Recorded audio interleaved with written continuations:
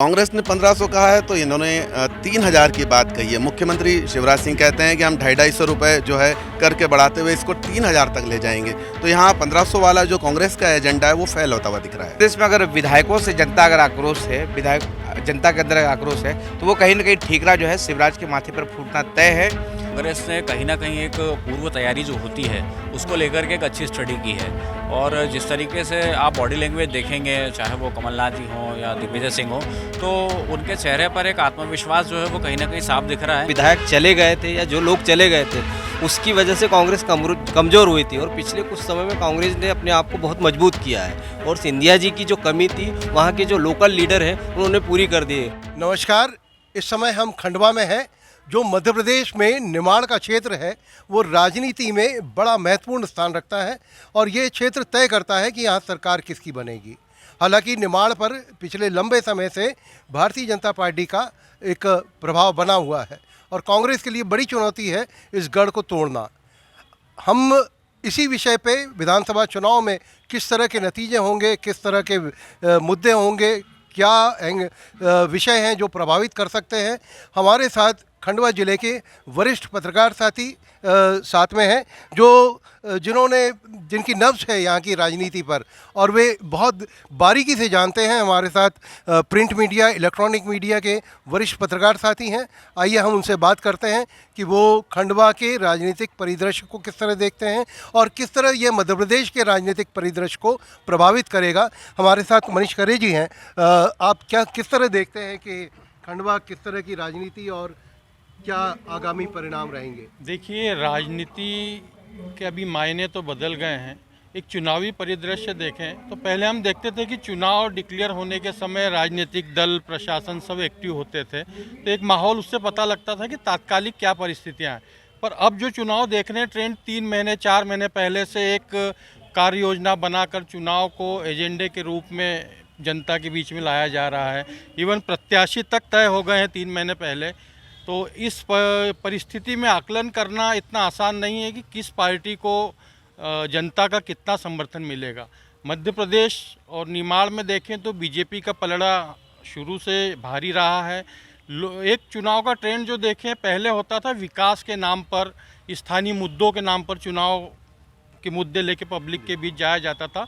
अब लोक लुभावनी योजनाएं, व्यक्तिगत हित और इनको लेकर पूरा ट्रेंड एक नया बन गया है। अब विकास की बात नहीं होती है, अब किसी योजना को लेकर बात नहीं होती है, व्यक्तिगत लाभ व्यक्ति को क्या दिया जा रहा है, दोनों दल इसके ऊपर पूरी तरह केंद्रित होकर चुनाव प्रचार में जुटे हैं। तो मुझे लगता है कि व्यक्तिगत हित और व्यक्तिगत स्वार्थ पर आधारित चुनाव है, इसमें विकास की बात कहीं नहीं दिख रही। कौन कितना किसको ज़्यादा देगा, शायद चुनाव परिणाम भी उसके अनुकूल हमको देखने को मिलेंगे। निश्चित रूप से लाडली बहना एक नई योजना आई है और वो कितना प्रभाव डालेगी, अनंत माहेश्वरी जी आप क्या देखते हैं? मध्य प्रदेश की 1.25 करोड़ जो बहनें हैं उनको मध्य प्रदेश शासन ने हाल ही में जो है पहली, दूसरी और तीसरी 3 किस्तें दे चुकी है। तो कहीं ना कहीं 1.25 करोड़ बहनें ऐसी हैं जिनका पूरा परिवार जो है, जिनको अब व्यक्तिगत रूप से 1000 रुपये महीना मिल रहा है और मुख्यमंत्री ने घोषणा की है कि इसे बढ़ा करके 3000 रुपये तक ले जाएंगे। तो ये योजना है, जो हमारे पत्रकार साथी ने बताया कि सीधे सीधे जो है लोगों को फ़ायदा पहुँचा रही है, चाहे इसे ये कहें कि व्यक्तिगत रूप से लाभ दे रही है या उनको आर्थिक रूप से मजबूत कर रही है। लेकिन ये योजना जो है चुनावी जब समय आएगा तो कहीं ना कहीं भाजपा के लिए जो है सकारात्मक परिणाम देगी। 1.25 करोड़ लेकिन 1500 रुपये का कमिटमेंट कांग्रेस भी कर रही है। कांग्रेस ने 1500 कहा है तो इन्होंने 3000 की बात कही है। मुख्यमंत्री शिवराज सिंह कहते हैं कि हम 250 रुपये जो है करके बढ़ाते हुए इसको 3000 तक ले जाएंगे। तो यहाँ 1500 वाला जो कांग्रेस का एजेंडा है वो फेल होता हुआ दिख रहा है। एंटी इनकम्बेंसी कितना महत्वपूर्ण विषय है और क्या ये, चूँकि शिवराज जी लंबे समय से सत्ता में है और पिछली बार उनको ये दिक्कत आई भी थी, आप किस रूप में देखते हैं? देखिए, एंटी इनकम्बेंसी तो हर चुनाव में परिणाम देती है, लेकिन पिछले 10 साल से देखा जाए तो भारतीय जनता पार्टी प्रधानमंत्री नरेंद्र मोदी और मुख्यमंत्री शिवराज सिंह चौहान के नाम पर ही चुनाव में उतरते आई है और स्थानीय विधायक भी जो 1 बार या 2 बार से जीतते आए हैं वो पिछले बार हमने चुनाव में देखा वो रिपीट भी हुए हैं। तो एंटी इनकम्बेंसी मायने रखती ज़रूर है, लेकिन जो प्रधानमंत्री और मुख्यमंत्री के जो काम हैं भारतीय जनता पार्टी उसको सामने रखती है और उन्हीं के नाम पर ज़्यादातर वोट लेती है और मतदाता भी जो है वो कंफ्यूज होता है। वो स्थानीय मुद्दों को भूलकर वो राष्ट्रीय और प्रादेशिक मुद्दों पर वहाँ के कामों के आधार पर वोट करता है। यही कारण है कि एंटी इनकम्बेंसी मध्य प्रदेश में पिछले 2 बार के चुनाव में उतनी प्रभावी दिखाई नहीं दी है।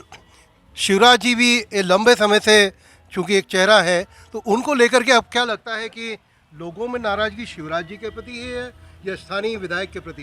क्योंकि पिछली बार जो विकास यात्राएं निकाली उसमें स्थानीय विधायकों को बहुत विरोध का सामना करना पड़ा। जी बिल्कुल, कहीं ना कहीं जो मास्टर जो होते हैं अगर उनकी परफॉर्मेंस ख़राब होता है तो हेडमास्टर पर उसका असर पड़ना लाजमी है। वही हाल यहाँ मध्य प्रदेश का है। मध्य प्रदेश में अगर विधायकों से जनता अगर आक्रोश है, विधायक जनता के अंदर आक्रोश है, तो वो कहीं ना कहीं ठीकरा जो है शिवराज के माथे पर फूटना तय है। डर जो है सभी राजनीतिक पार्टियों के अंदर दिख रहा है, खास करके जो भाजपा के अंदर जो डर है वो डर इस कदर है कि बाहर से यूपी से आयातित विधायक भेजे गए हैं।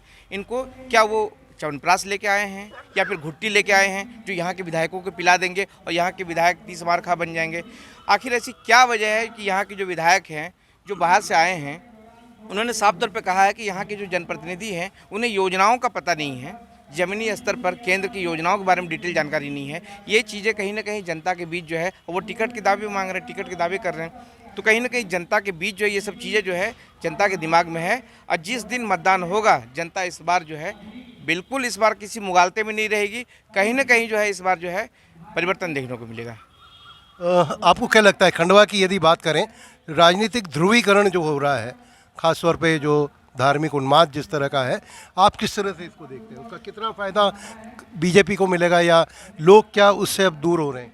देखिए, अगर बात करें खंडवा लोकसभा की तो पिछले बार जो रिजल्ट आया था उसमें 3 जो सीटें थी कांग्रेस की, 4 लगभग सीटें थी, 4 पे भारतीय जनता पार्टी थी। लेकिन धीरे धीरे वो लोग भी भारतीय जनता पार्टी में शामिल हो गए।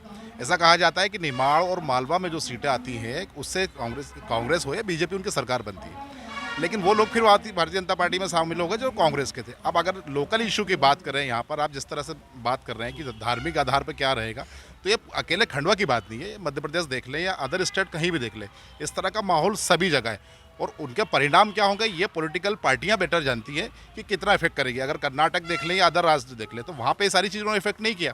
तो अब ये डिपेंड करता है मतदाताओं के ऊपर कि वो उस सारी चीज़ों को लेकर वोटिंग करते हैं या विकास के मुद्दे को लेकर बात करते हैं, परिवर्तन को लेकर बात करते हैं, स्थानीय विधायकों की नाराजगी को लेकर बात करते हैं, एंटी इनकम्बेंसी को लेकर बात करते हैं, या जो आने वाली सरकार है उससे जो उम्मीद करते हैं उसके लिए वोट करते हैं। तो डिपेंड करेगा कि मतदाता किन चीज़ों को चिन्हित करते हैं और आखिरी वक्त में जाकर ईवीएम का बटन दबाएंगे।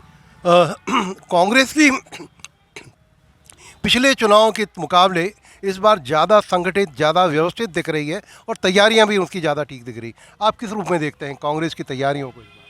देखिए, सबसे बड़ी बात यह है कि कांग्रेस ने कहीं ना कहीं एक पूर्व तैयारी जो होती है उसको लेकर के एक अच्छी स्टडी की है।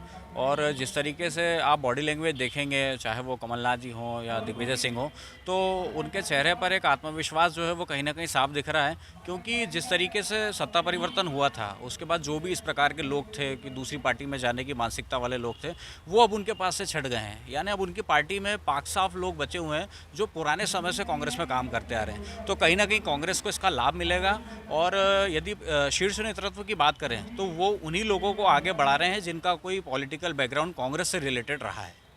सिंधिया जी के जाने का लाभ मिलेगा कांग्रेस को या नुकसान होगा?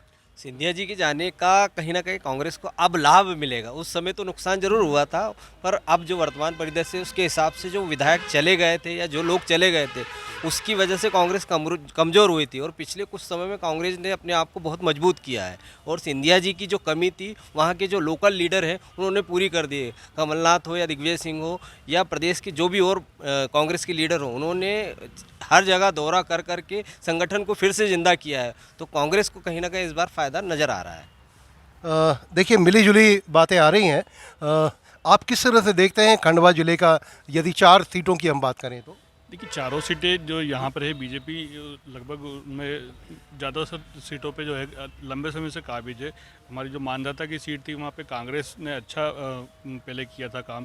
उसके बाद फिर जब नारायण पटेल जो है छोड़ करके और बीजेपी में चले गए, बीजेपी में जाने के बाद आज बीजेपी के पास वो सीट भी आ गई है। तो चारों सीटें जो हम देखते हैं कि बीजेपी के पास है, मगर यहाँ पर कांग्रेस ने पूर्व में तैयारी जरूर करी है, मगर जो उनके जो बड़े नेता हैं उनको कहीं ना कहीं निमाड़ से दूर कर दिया गया है। तो ये निमाड़ की राजनीति के लिए एक बड़ा घातक साबित होगा कांग्रेस के लिए खास करके, क्योंकि यहाँ पे अरुण यादव एक अच्छा बड़ा नाम है, उनके साथ बहुत ज़्यादा लोग जुड़े हुए हैं। तो उनको यहाँ की राजनीति में अगर रखा जाएगा तो उस लिहाज से कांग्रेस को कहीं ना कहीं फ़ायदा जरूर होगा।